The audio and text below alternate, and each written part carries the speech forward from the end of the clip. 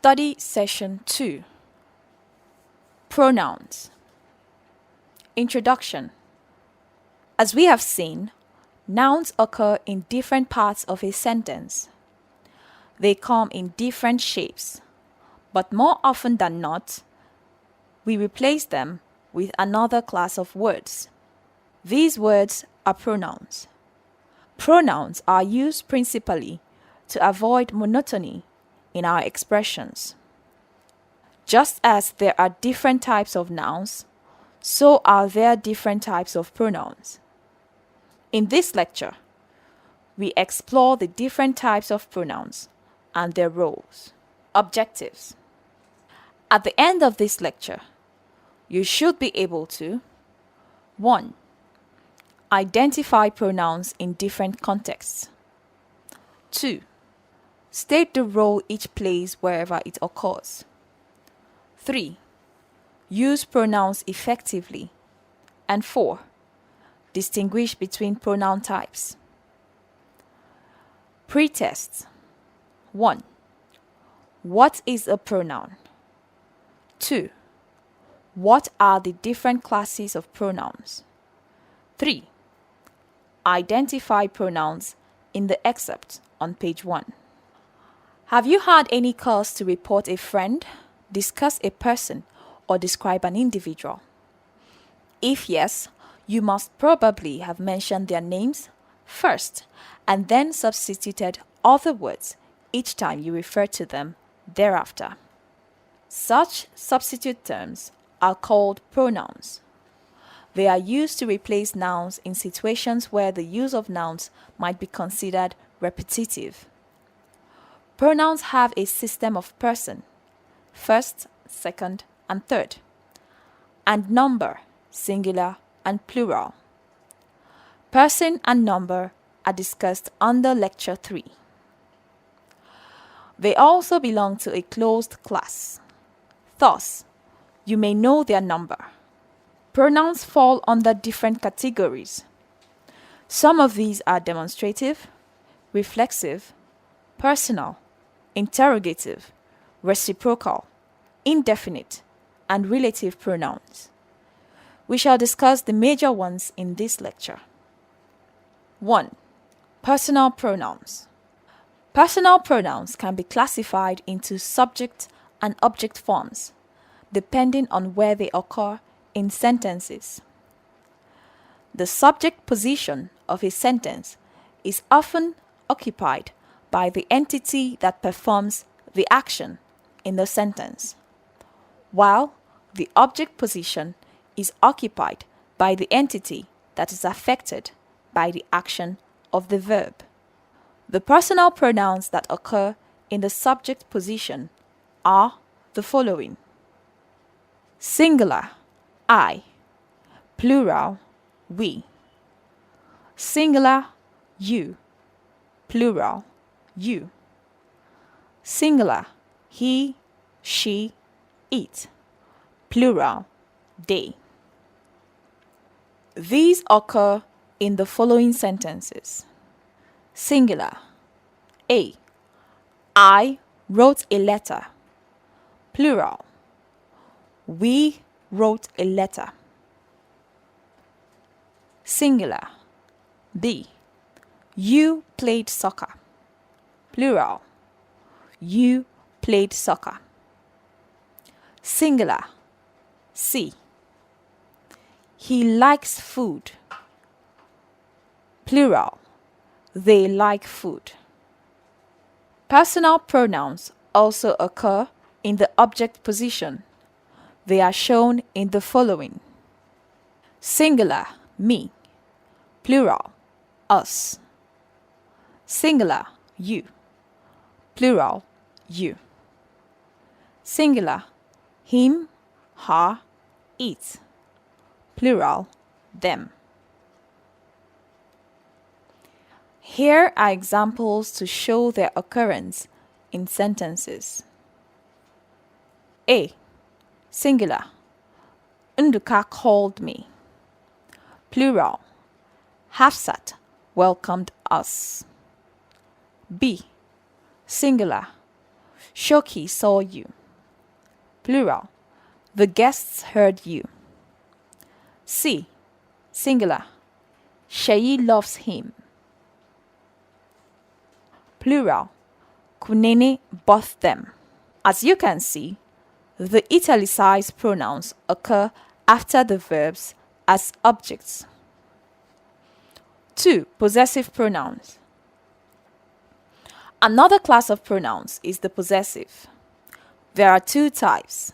The first type qualifies a noun and is therefore also referred to as an adjective.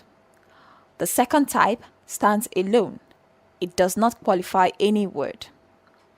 Consider the following sentences. Notice that the pronouns occur before the nouns. They also occur in both the subject and the object positions of sentences. Note further that you has the same form for the singular and plural forms in the subject, object, and qualifier positions in sentences. The second type of possessive pronouns usually stands by itself in sentences.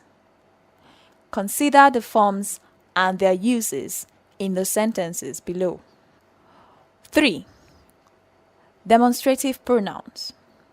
Another class of pronouns is the demonstrative. Compare the following sentences.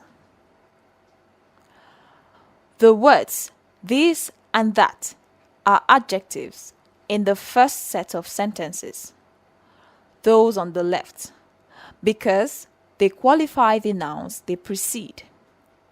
However, they are pronouns in the second set because they replace certain nouns which are not in the sentences.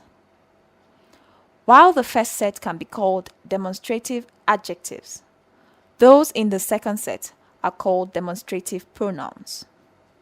Demonstrative adjectives or pronouns are so called because they seem to point out the nouns they go with in the case of adjectives, or the nouns they represent in the case of pronouns. Demonstrative pronouns are either singular, this and that, or plural, these and those. They present materials that are either near, this and these, or far, that and those. 4. Indefinite pronouns. Next in the roll call of pronouns are the indefinite pronouns. They are probably so called because they do not refer to a particular person or thing. For instance, we do not know whether the person or thing they refer to is male or female. Such pronouns are anyone, someone, somebody, one, anybody, and nobody. Here are some examples of their usage. A. Nobody knows where the boy lives. B. Someone is at the door. C. One is aware of happenings in this country. D. He does not trust anyone. 5. Reciprocal pronouns. As the name suggests, this type refers to pronouns used for two or more people, one or more of whom do something to or for the others. When the activity involves two people, each other is used. When it involves more than two people, one another is preferred. Consider the following examples. A.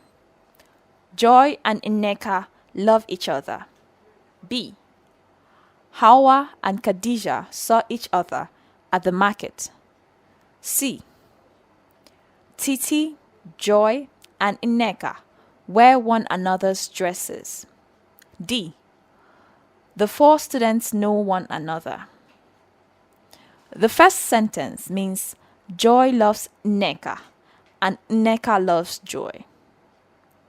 The second means Hawa saw Khadija and Khadija saw Hawa. In the third sentence, Titi may wear dresses owned by Nneka and Joy. Joy may also wear the dresses of the other two. You need to be careful in using these pronouns though. For instance, the following sentences are anomalous because they convey wrong and unintended information. A. We fought ourselves. B.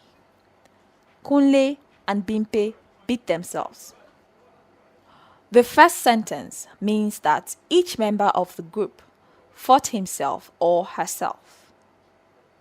In the second sentence, Kunle beat himself and Bimpe beat herself. The meanings here are contrary to reason, since a sane person may not fight with or beat himself or herself. 6. Relative pronoun.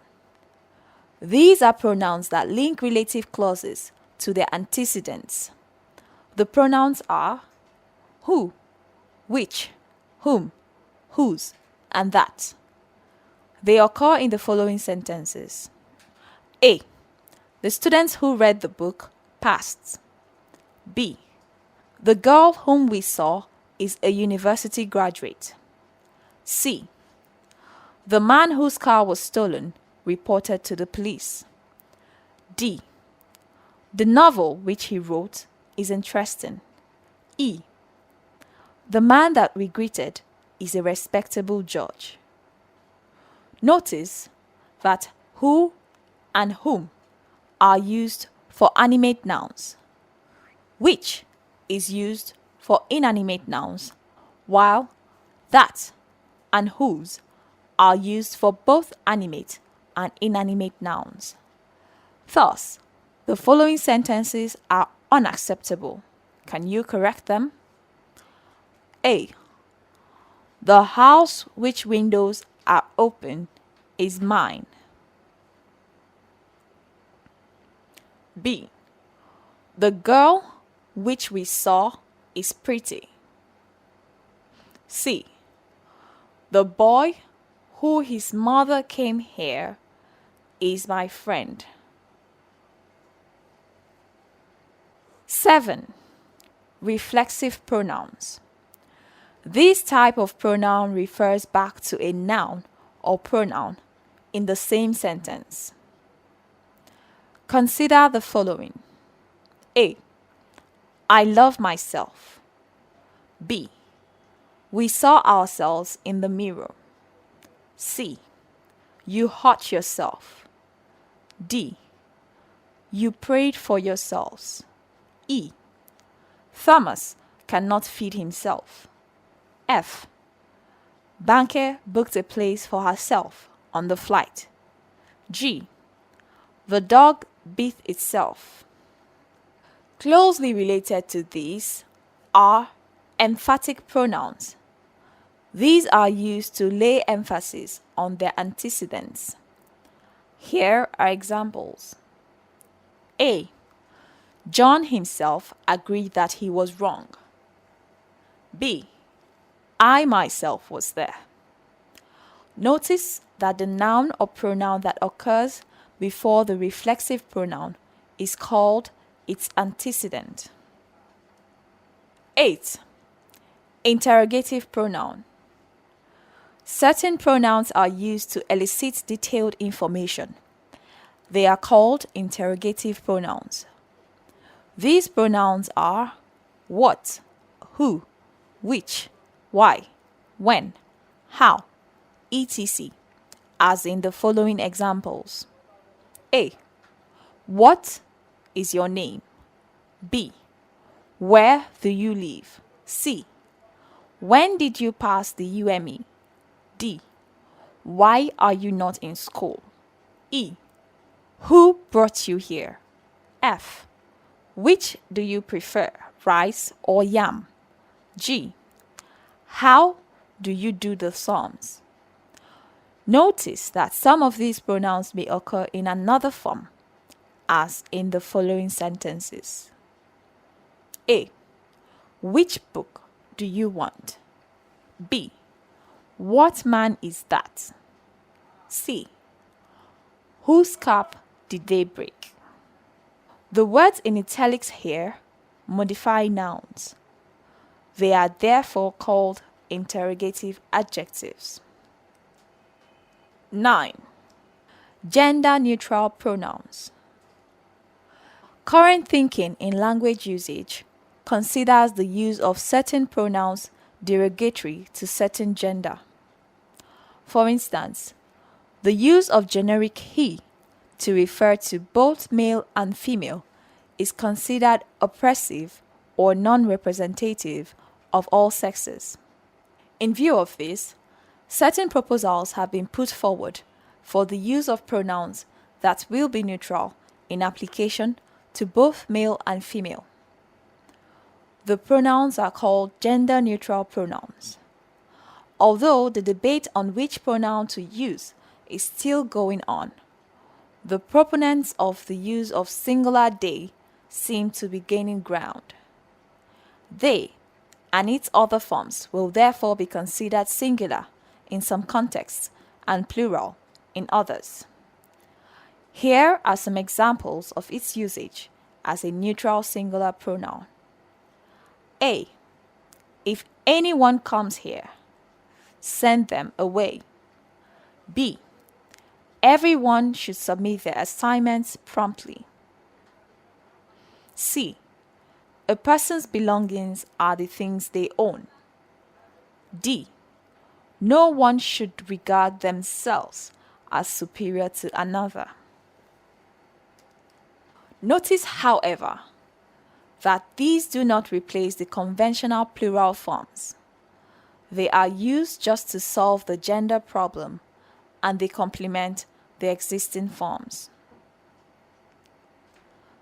Study session summary. In this lecture, we have examined the pronouns as a part of speech. In the process of our examination, we first defined the term involved and went on to discuss types of pronouns, such as personal pronouns, possessive pronouns, demonstrative pronouns, indefinite pronouns, reciprocal pronouns, reflexive pronouns, reflective pronouns, and interrogative pronouns. We also briefly considered gender-neutral pronouns. That ends study session 2. Thank you for listening.